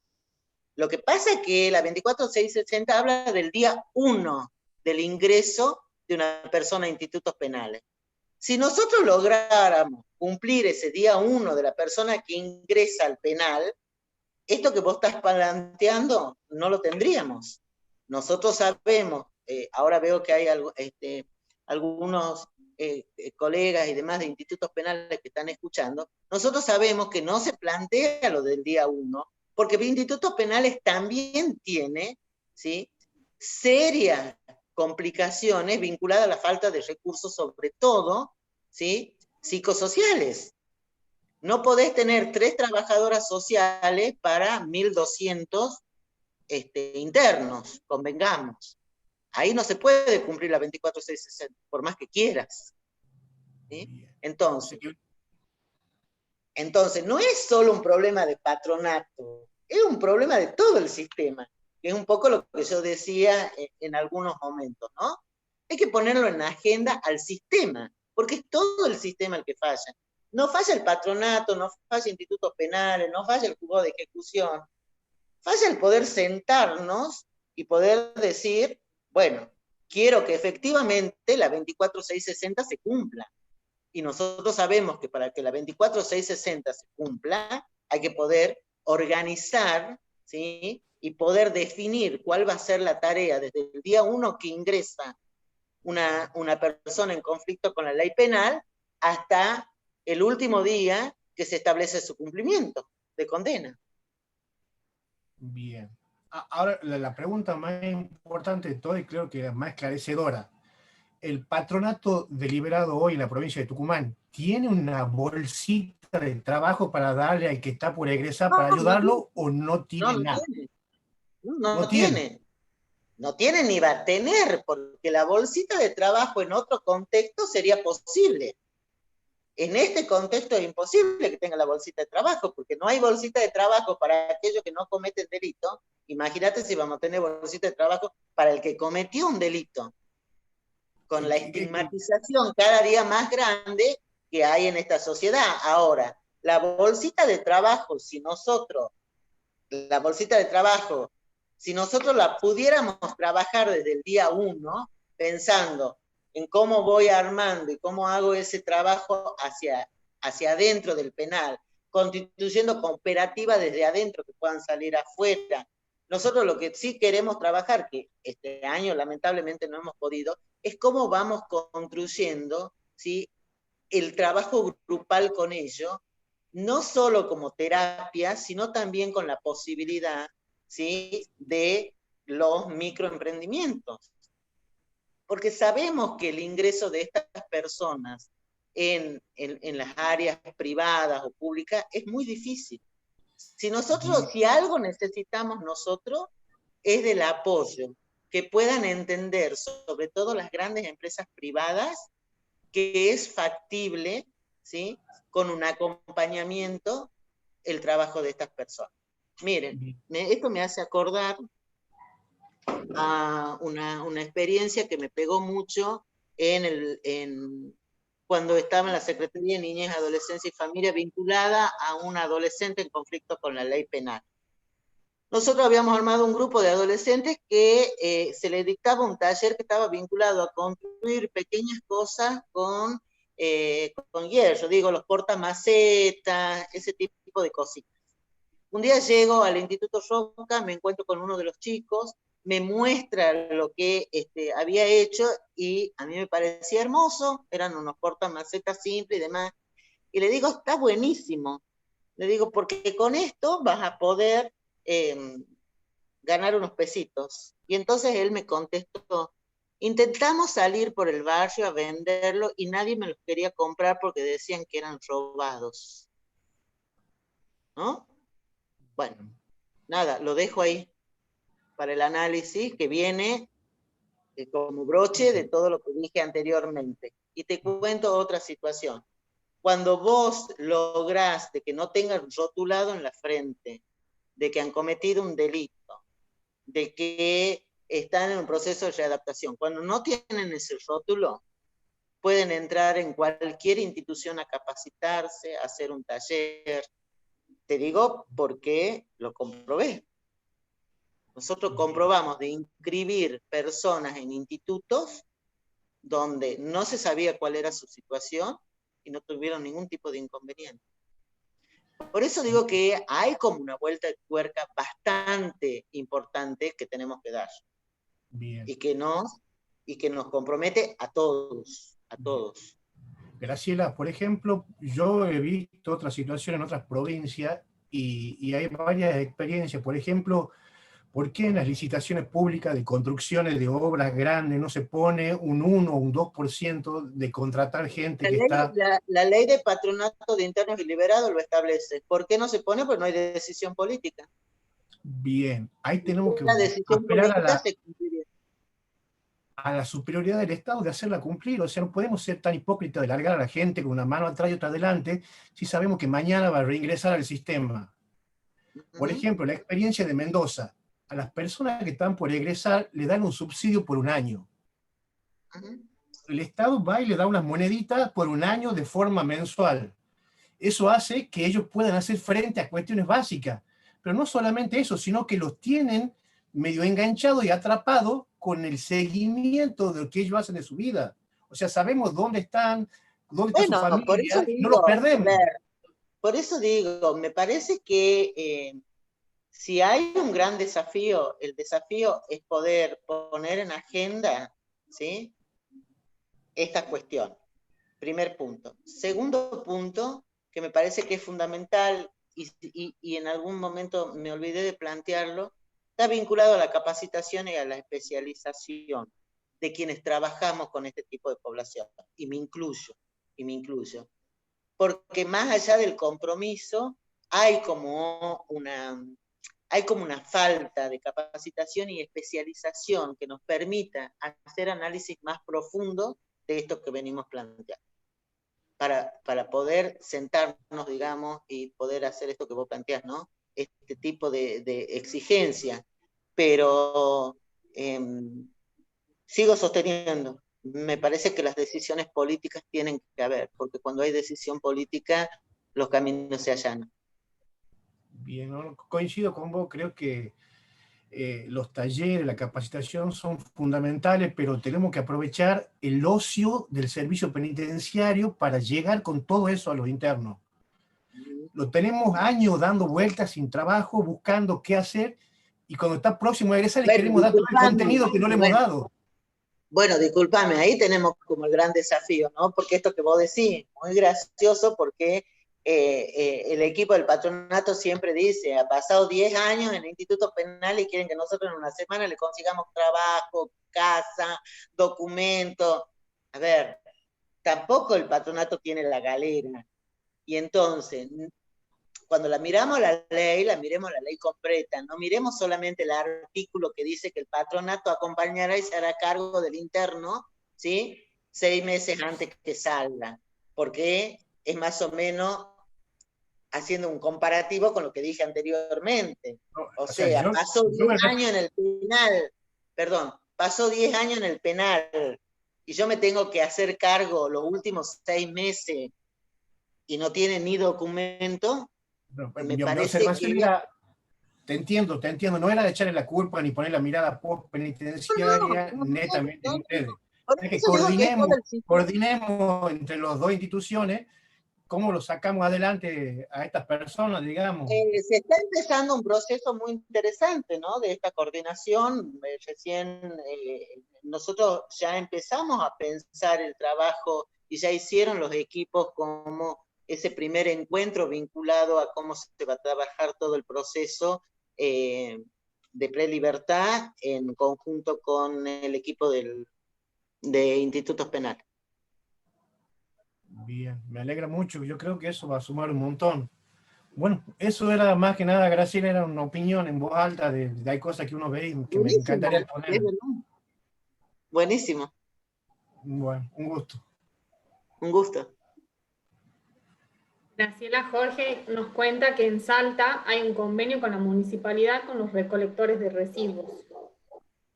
Salta tiene convenios muy interesantes, no solo con la municipalidad, con convenios de residuos, sino en algún momento también tuvieron un convenio con, bueno, lo cuento porque aparte soy salteña, me vine a estudiar acá y me quedé, así que por eso lo conozco. También tiene un convenio muy interesante, lo tenía hasta hace un año atrás, no sé cómo estará ahora, con turismo. Fíjate vos que los chicos, los lustrabotas de Salta, tenían su cajoncito y demás con la bandera salteña, ¿sí? Muy lindo, y un día nos sentamos con mi marido en una plaza, y como el alma de trabajadora social uno no la pierde, cuando mi marido empieza a hacerse lustrar los zapatos, miro el cajoncito y le digo al chico, qué lindo, ¿quién te lo hizo? Y me dijo, por convenio, institutos penales, ¿sí? Acordó con turismo para que nosotros podamos hacer la promoción de lo que es Salta, este tipo de cajoncito donde está la bandera salteña y todo lo demás. Digo, sí se pueden realizar cosas, y cosas muy interesantes, ¿no? Que no es solamente la obligación de trabajar. Digo, ¿cómo vamos teniendo como otra mirada? Por eso en algún momento también me parecía a mí que es fundamental los medios. Porque nosotros, a ver, no nos vayamos muy lejos. Lo que pasó con estos casos estos últimos días. La gente se queda prendida de esto. Y la gente entiende, o por lo menos los medios permanentemente muestran los delitos más aberrantes. Y la gente se queda con esa imagen, ¿no? Y hay un montón de delitos que no son aberrantes. Y hay un montón de personas que realmente deciden cambiar su proyecto de vida. Y esto lo pueden certificar también muchos de los que trabajan en institutos penales.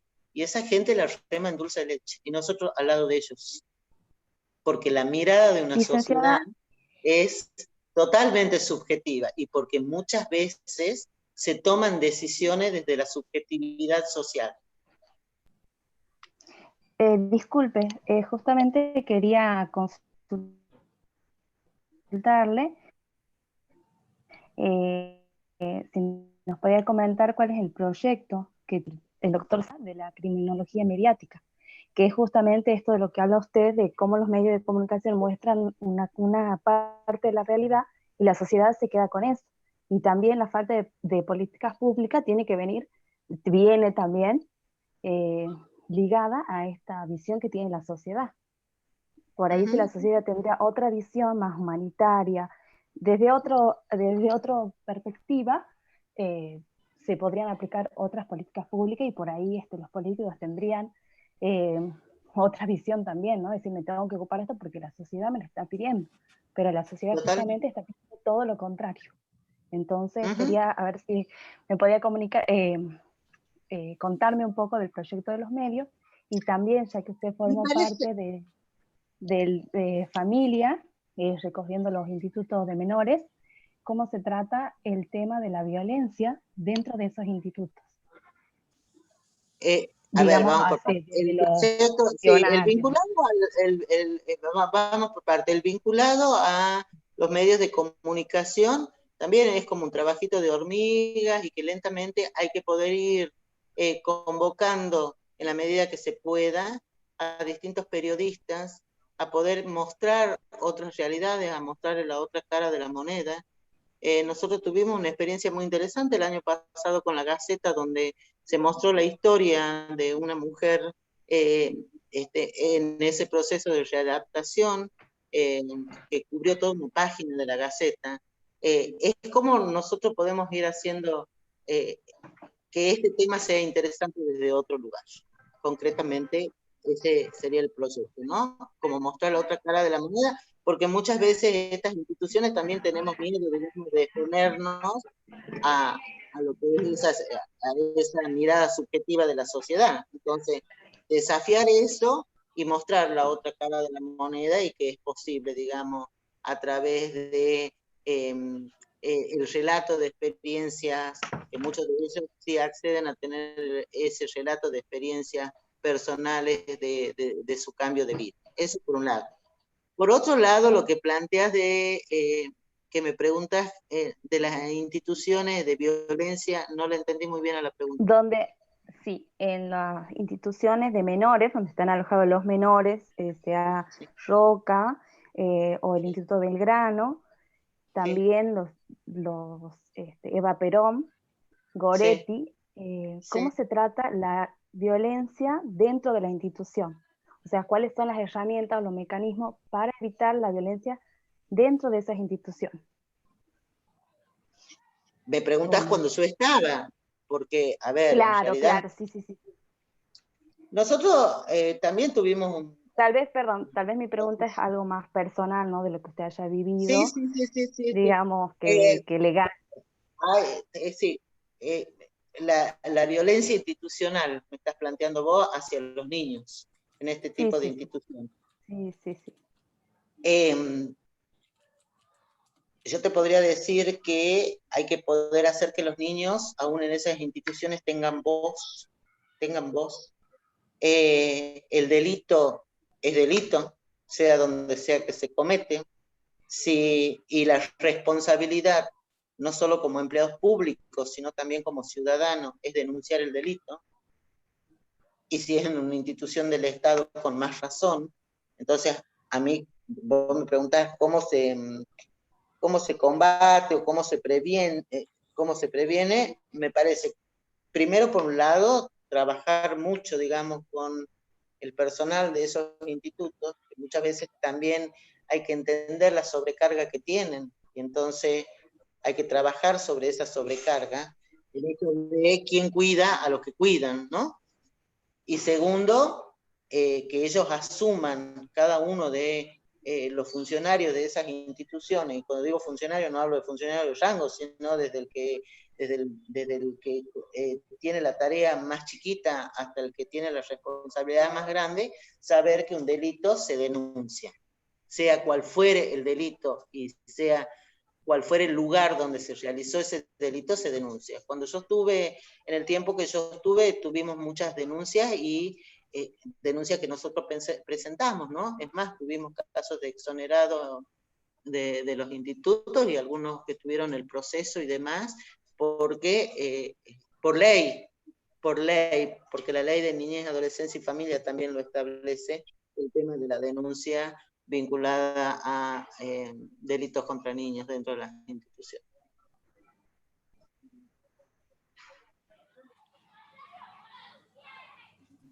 Muchas gracias, muy clara su respuesta. Sí, Graciela, una consulta que me estaba acordando. Acá en Tucumán nunca se pensó en crear un lugar donde los internos que están gozando, digamos, de algún beneficio puedan pernoctar en caso de alguna necesidad o situación especial que estén pasando, como en varias provincias y en varios países se crean estos establecimientos y han dado muy buenos resultados. Sería como la casa de medio camino, eso también lo establece la ley y lo tiene, eso también lo establece la ley y es responsabilidad de institutos penales, digamos, porque está vinculado a que el interno que sale el interno que está en la etapa de las salidas, ¿sí? No debiera volver al penal por una serie de cuestiones, ¿no? Sí, no, había visto que estaban, digamos, organizadas por los patronatos del liberado, digamos, que cuando tenían algún problema podían acudir. Por eso te preguntaba si nunca no lo plantea, no, nosotros no lo tenemos acá el patronato. Sí nos parece que es interesante porque una cosa es el que sale en salidas transitorias y otra cosa es aquel que sale en libertad condicional, ¿sí? Y en ese proceso el patronato tiene que garantizar que tenga un lugar donde estar y demás si no lo tuviere. Ahí se podría pensar en una casa, pero también se podría pensar en tener un subsidio, ¿sí? Alguien habló recién de un subsidio donde nosotros hicimos la tramitación en un caso de un subsidio para que se pague un alojamiento hasta tanto se pueda ver cuál era su situación y a dónde podía ir a vivir. O sea, no necesariamente tenés que tener una casa, digamos, porque eso estigmatiza también. Esto de señalar, hay un montón de... digo, en provincias más grandes por ahí se puede adaptar mejor. Nosotros pensamos que tenemos una provincia muy chica y demás, y aparte hubo la experiencia de cuando se alquiló una casa para que sea el lugar donde vuelvan, que hubo toda una movida de vecinos y que se tuvo que suspender el alquiler de esa casa porque los vecinos no querían convivir con alguien que había cometido un delito. No sé si recuerdan. Sí, Salió en los perfectamente. diarios y todo lo demás. Entonces, evitando estigmatizar por ahí en ese proceso de confianza y de acompañamiento, vos podés subsidiar o podés tener podés tener algún convenio con algunos hoteles o algunas casas, digamos, donde pueda esta persona alquilar por una temporada y demás, con el acompañamiento del patronato. Nosotros hemos tenido un caso donde hemos tramitado a través de la Secretaría General de la Gobernación un subsidio y hemos tenido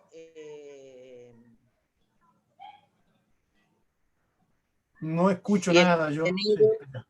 Hemos tenido la tramitación de un subsidio a través de la Secretaría General de la Gobernación para el alquiler de un alojamiento de una persona que no tenía dónde ir, que era un liberado definitivo, y hemos tenido también la gestión de un subsidio para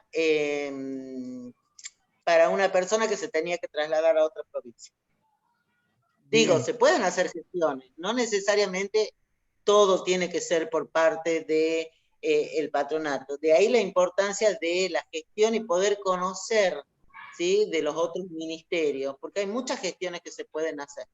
vinculada Sí, a sí, no. garantizar todo ese tipo de cosas. El planteo mío era más a lo simbólico, de que entre esas personas que estaban saliendo de este contexto gravoso que es una cárcel, entre ellos encontraban el apoyo mutuo de salir adelante, tanto con el trabajo A como mí con me las parece, adicciones. es una opinión profesional, que una cosa es el trabajo grupal para ese apoyo mutuo y demás, y otra cosa es crear lugares que lo sigan estigmatizando y que le sigan marcando en la frente: somos ex alojados de Villa Urquiza. Hay que tener mucho cuidado, me parece, con ese tipo de cuestiones. Para Sí, no pero bueno, estigmatizar y para no cerrarlo, porque ellos necesitan abrirse.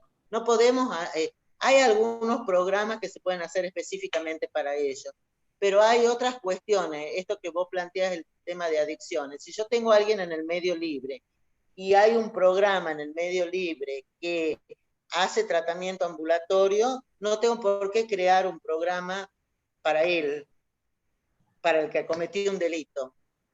Que acuda a ese programa, porque ese programa es independiente de que la persona haya cometido un delito o no. No sé si me entendés. Si no, sí, vamos sí. estigmatizando y vamos como replicando cuestiones que no le hacen bien a ellos, porque lo seguimos estigmatizando y malgastamos, digamos, los recursos del Estado. ¿Cómo se dice? Nada, claro, vamos replicando estructuras que no tienen sentido. En algunas cuestiones sí puede haber programas especiales, pero en otras se tienen que incorporar a los programas que existen, con el debido acompañamiento y proceso tanto de los equipos de esos programas como de los equipos que acompañan a la persona, ¿no?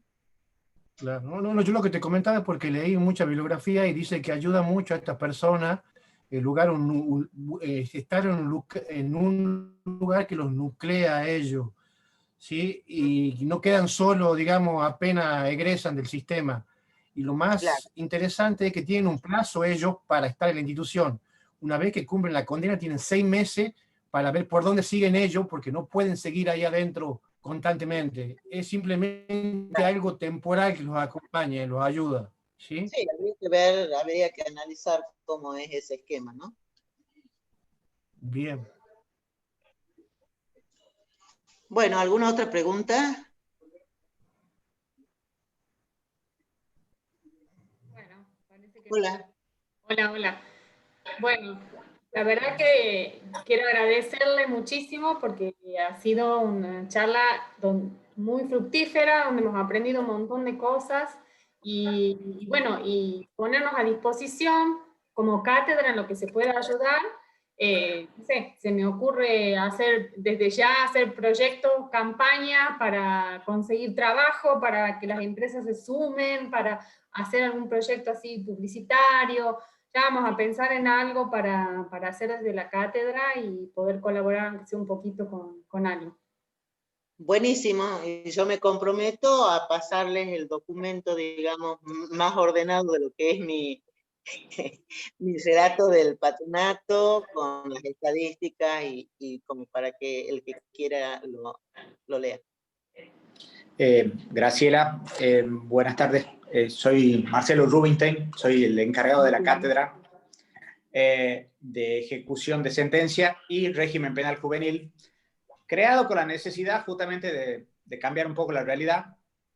Siempre me quedé flasheado con la película La lista de Schindler, de cambia una vida y cambiar a la humanidad. Bueno, creo que tu función diaria pasa por ahí. Yo trabajé en el Ministerio de Seguridad durante 8 o 9 años. El Ministerio de Seguridad, del cual dependía Dirección de Comercio, yo era subdirector y la veía en su momento a la directora del patronato, que la verdad, para estar en ese cargo, o sea, yo discutía mucho con el director de Comercio y discutía también con el entonces secretario de Servicio al Ciudadano, Ricardo Díaz, el caminante. Le decía que era una falta de respeto que un director de comercio, un director de transporte gane lo mismo que una dirección o el encargado, director de un patronato.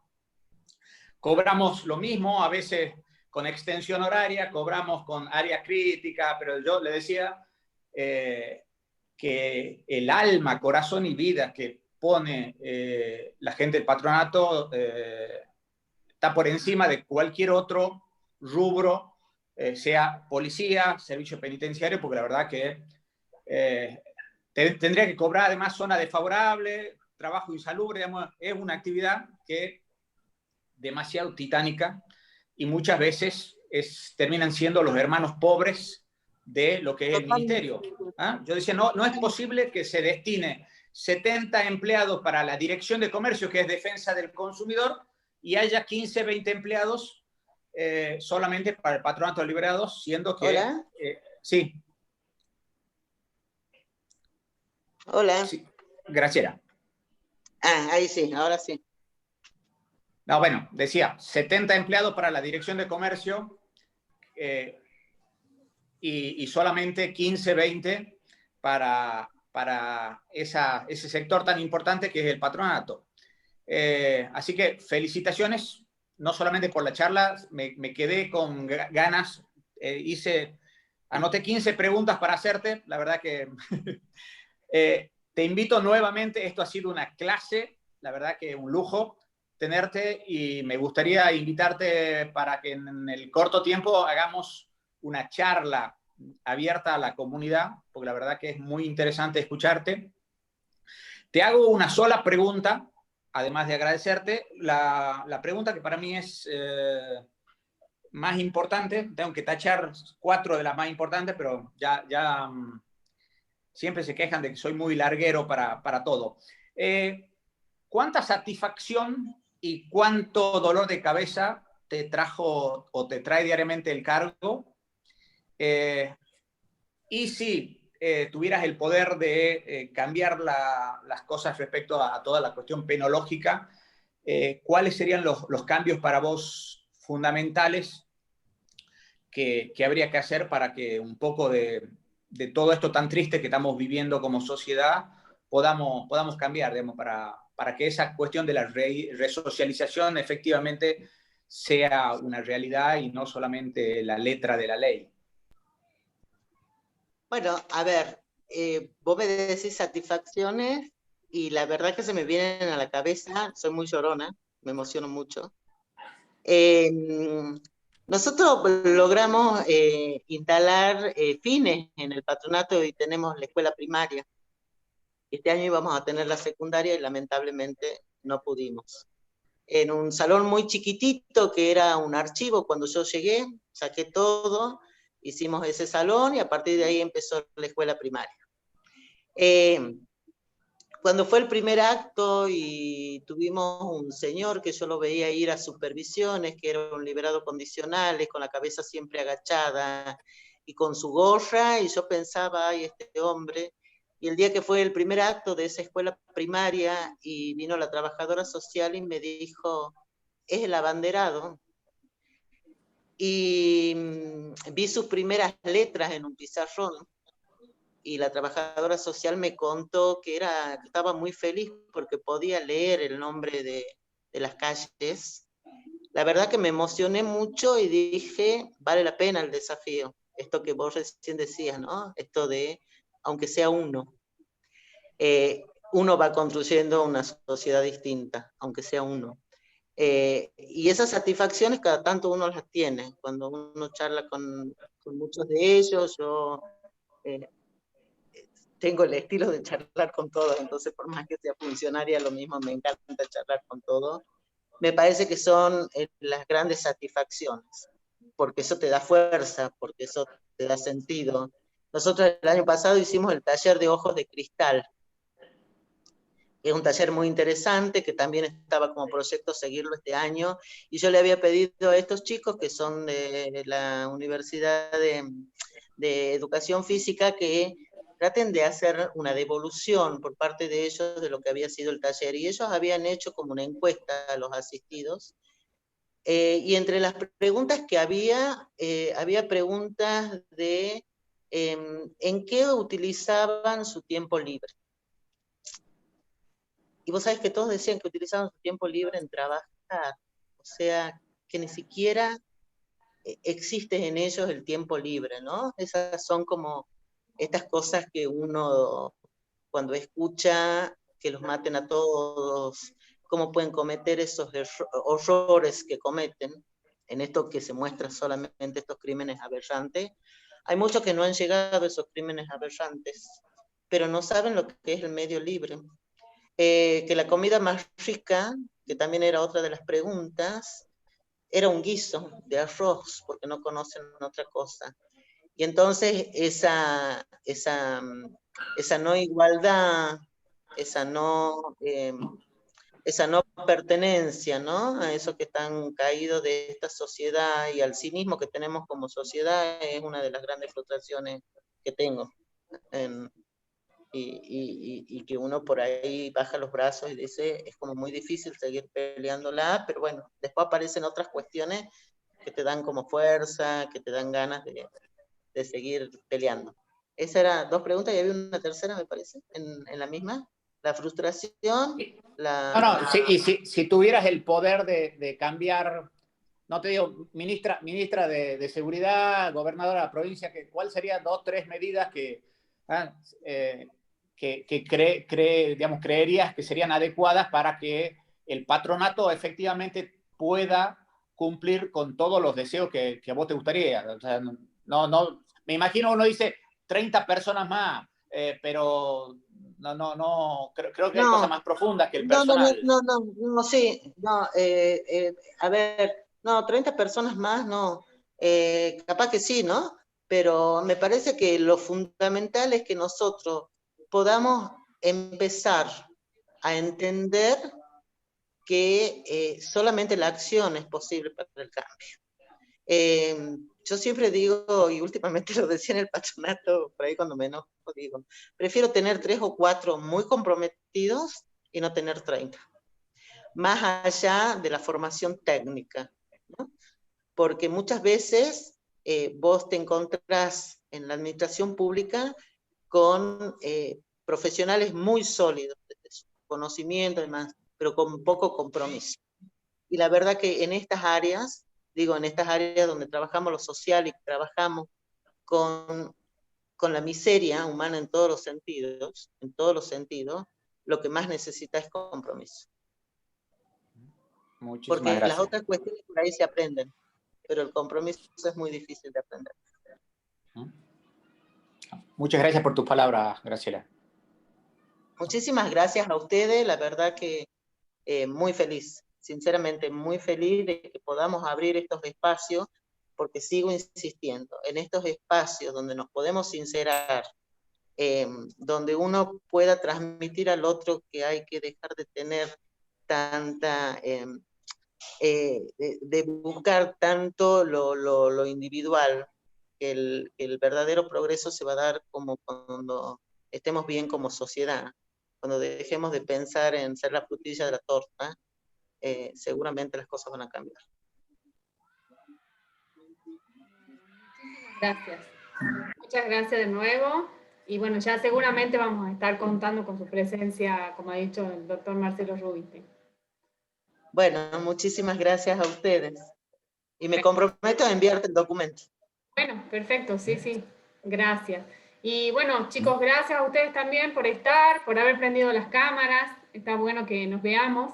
Y ahora voy a tratar de grabar hoy, si puedo, y si no, mañana la parte que faltó de la unidad 2, para que vean la parte de prisión domiciliaria y semidetención, para que terminemos con los temas de la unidad 2, y cualquier duda estoy a disposición. Si tienen alguna duda de esos temas, después que vean el video, por el chat o por el aula virtual, me hacen alguna consulta. Muchísimas gracias y nos vemos el próximo martes en la clase de la unidad 3. Chao, muchas gracias.